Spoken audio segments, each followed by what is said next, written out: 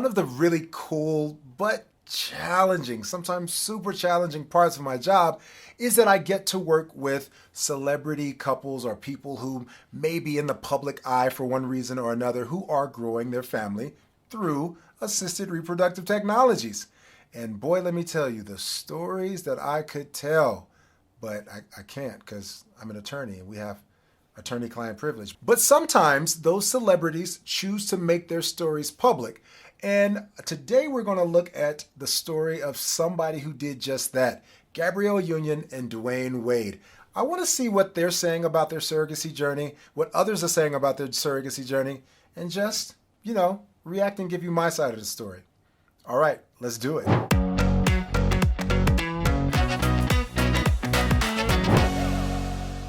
All right, so I'm sure that I'm going to have to spread this out across a few different videos, but before I jump into Gabrielle and Dwyane's story, one of the things that's important to realize is that surrogacy and assisted reproduction is for everybody. It's not just a benefit of the rich or famous or celebrities or people with notoriety. It really is something that's available to every single person who's looking to grow their family and who's in need of it. And I say in need of it because it's not something that you do because you're just trying to avoid getting stretch marks or because there's cosmetic reasons. There needs to be an actual medical reason for it. And you've probably heard me talk about that on my channel before. But one of the things that is interesting is that celebrities tend to bring attention to things, whether that's a soda or clothing or the topic of infertility. And that's one of the things that I think is so amazing about Gabrielle and Dwyane's story is that they're open and seemingly honest about what they're going through and sharing their journey with the world and hopefully erasing a little bit of the stigma that unfortunately comes with people who are dealing with fertility challenges. So in this video, we're going to look at some of the stories that were on Good Morning America and the Oprah Winfrey Network and some of the documentation that Dwyane and Gabrielle did for themselves. And, I'll tell you what I think about it. So let's dive in. So you're having this conversation because you want people to be clear on what happened. You want to erase the stigma for other people. And you also want to get people out of your business, I'm pretty sure. Well, we actually, I feel like, are pretty open about people being in our business. But if you're going to be in our business, have the right information. Exactly. You know what I mean? Yes. Yeah, now that's one of the things that comes with being in the public eye. If you're a celebrity and you're looking to go through surrogacy, call me, talk to me. Let's chat about how to keep your information private and protected. But one of the things that comes with being in the public eye, as you already know, if you are a public figure, is that people want to be in your business. But one of the frustrating things is when people have the wrong information. I'm remembering specifically a surrogacy journey I was a part of that TMZ reported on, and the information was all wrong. And I'm like, Harvey, you typically do a good job as far as I know. If you're going to talk about people, get it right at least. So yes. I actually needed to look at the comments. So when we were able to come speak with you and have this huge platform, I wanted to figure out where is the disconnect? Where is the misinformation? You have to just eliminate the haters. There's people who just don't want me breathing, period. So those people I had to eliminate. But the other people who would say, nasty things or sort of these erroneous comments, let me figure out what that is. And so then we can address what you think your issues are. In that space of misinformation that creates the space for negativity and misinformed hateration. And hateration. So that's what we wanted to talk to you about. Like, there are all different ways you can become parents. Everyone's journey is different. Everyone's journey to surrogacy is different. Understanding how much surrogacy costs, understanding the legal aspects of surrogacy, understanding that surrogacy laws change from state to state. Did Gabrielle go to law school? What? She's hitting on all the right points. Yes, there are so many different moving parts to surrogacy. Surrogacy laws change from state to state, and you have to be careful. It's almost like she watches my channel. Do you watch my channel, Gabrielle? I bet you do watch my channel, Gabrielle. And if my channel's good enough for Gabrielle to watch, which I'm just, fantasizing that she does, then you should also subscribe, be like Gabrielle Union.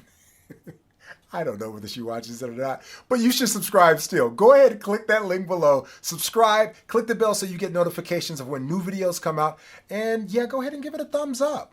Give it a thumbs up. Because I mean, I feel like Dwyane, Oprah, Gabrielle, and myself, we're doing a pretty good job on this one. So yeah, give us a thumbs up. Understanding that sometimes people use donor sperm, sometimes people use donor eggs, sometimes it is the couple's own embryo. But there's all different kinds of routes to that. Whether the couple opts to share that with you should be on them. Yeah. You know, also understanding how to even have the conversation in a respectful, reasonable way. Okay, so I'll go ahead and give you a spoiler alert. So I have a bit of a unique perspective on this case in particular because I represented their surrogate. I was their surrogate's attorney. Now, of course, I'm not going to tell you who my client was, but since they're talking about this, let's look at some of the things that she said. They're very, very on point with the fact that everybody arrives at their surrogacy journey from a different place. And if you want to share your journey with other people, it's up to you how much or if you do that at all. So keep that in mind. But there's some other things we want to look at with the Gabrielle Union story and Dwyane Wade's story. There's a couple of pieces of the interview that we see from the Good Morning America coverage. So let's see what Good Morning America uncovered about Dwyane and Gabrielle's interview. An exclusive first look now at that new interview with Gabrielle Union and her husband Dwyane Wade about their brand new baby, born with the help of a surrogate after years of struggles with infertility. ABC's Maggie Rulli has more. For the first time, Dwyane Wade and Gabrielle Union are opening up to Oprah Winfrey about the newest addition to their family. After so many years of trying, you're finally a mother at 46. Yeah. It looked exactly as it is. I saw motherhood and parenthood with very realistic eyes. It looked hard. The couple, sitting down for an interview airing on the OWN network, shares how Gabrielle suffered 9 miscarriages before finally turning to surrogacy to welcome baby Kavya. Now, before we go into the 9 miscarriages and all that, one of the things that Gabrielle mentioned, or Oprah mentioned about Gabrielle, is that she's 46 years old. Now, we don't know whether she used her own eggs or donor eggs. She hasn't disclosed that yet. But what's important to know is that if you follow my channel, you probably know that we talk about when the quality of a woman's egg starts to decrease and starts to decline. And typically the rule of thumb is around 35 years old is when you start seeing the steep decline. But what's important to note here is that she was still able to become a parent after 45 years old because of the help of assisted reproductive technologies. Now, again, whether that was through her and Dwyane using their own genetic material and creating embryos and moving forward, or whether she used an egg donor or a sperm donor, whatever the case may be, the option was still available. And that's what I really try to preach and tell everyone is that, you know, the door isn't closed to you. So she's a great testament to that. Was there a time where you wanted to, obviously, before even 8 or 9, just give up? No. It came to a point where, you know, I started to feel a certain way about that because I didn't want something to happen to her. And it was getting dangerous, you know. See, we were trying so much and so many things and so many different methods, and it was getting dangerous and I was getting nervous. This is something that's really great to be able to point out. And I think in the full interview, Dwyane probably goes into it more, but just this clip gives us enough to chat about.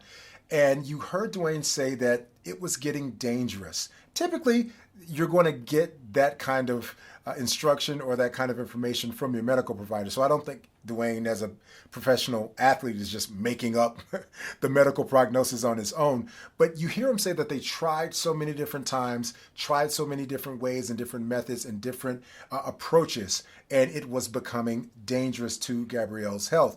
That's so important because so many people think that when we're talking about a celebrity couple who's engaging in assisted reproductive technologies, that, oh, she's an actress and she just wanted to keep her nice body, or she didn't want to get stretch marks, so she paid somebody else to carry the baby for her. That's not the way it works. And I've said it before, I'll say it again. You're probably not going to find a reputable reproductive endocrinologist that would put another woman's life or at risk, the risk that accompanies being pregnant for someone else. You're not going to find a reputable doctor who's going to put a surrogate's life at risk just because the hopeful mother doesn't want to get stretch marks. There typically needs to be a medical reason or medical danger, or a degree of medical certainty, a danger posed to either the child or the hopeful mother if they were to try to get pregnant or carry a pregnancy again. So I'm glad that he pointed that out here, and he doesn't go into great detail about it in this small clip, but I hope that somewhere they highlighted that to dispel this myth or this rumor that, you know, celebrities just don't want to get fat or gain weight or get a stretch mark so they pay people. That's nonsense. Gabrielle telling Robin Roberts last year about the shame she felt after her first pregnancy loss. Just is so devastating, but you're also filled with such shame because we told people. And then having to call all those people and say, you know, sorry. The couple sharing that their choice to use a surrogate sparked some painful comments. I think for me the most hurtful thing was once we had our baby and everyone started to talk about why is she in the bed holding a baby, why she got a gown on, why she acting like she just had the baby. And it's like, once again, it's, you know, people are uneducated on the process. The Miami Heat star also talking about. Yes, I remember when this happened because, oddly enough, Gabrielle's little girl was born a day before my birthday, so I kind of mark it in my mind there. But I remember when the story first released, and she, unlike many people, was very open with her experience, and she posted photos of herself in the bed with the baby. And there was a lot of people who lashed out at Gabrielle and at Dwyane.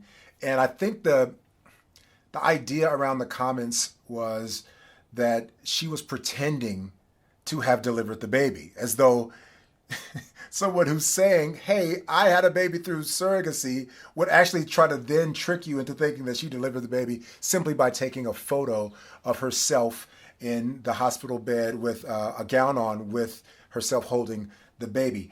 And I think she says something else somewhere else. So I'll hold some other comments off until I hear what else they have to say about that.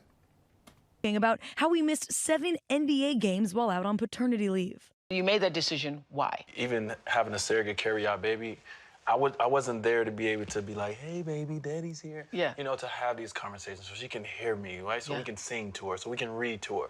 So this connection that we both needed, it had to happen right away.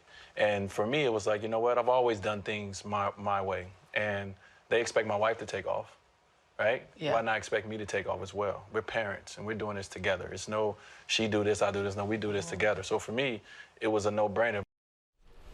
Dwyane Wade, ladies and gentlemen, and Dr. Jen. There's so much more to Dwyane and Gabrielle's story that we can't get to it in one reaction video. So we're going to take this into a series of videos where I pull from some different resources, parts of their story, and react to it. So see me in part 2. And if you're looking to go through the surrogacy process and you're needing some advice on where to start, what to do first, second, third, and fourth, I have something for you. It's called my Surrogacy Roadmap, and you can use it to take you through the surrogacy process and know exactly what to expect at every stage of the process. You can click the link below to be taken to the Surrogacy Roadmap. And if you're a public figure who's saying, hey, I saw Gabrielle's process was smooth, and I want to see what happened in that process, or at least I want to take away the lessons learned from that process and apply it to my process and how to navigate surrogacy as a public figure, as a celebrity, as someone in the public eye, then don't hesitate to reach out to me. You can even do it as innocuously as starting a chat with me by going to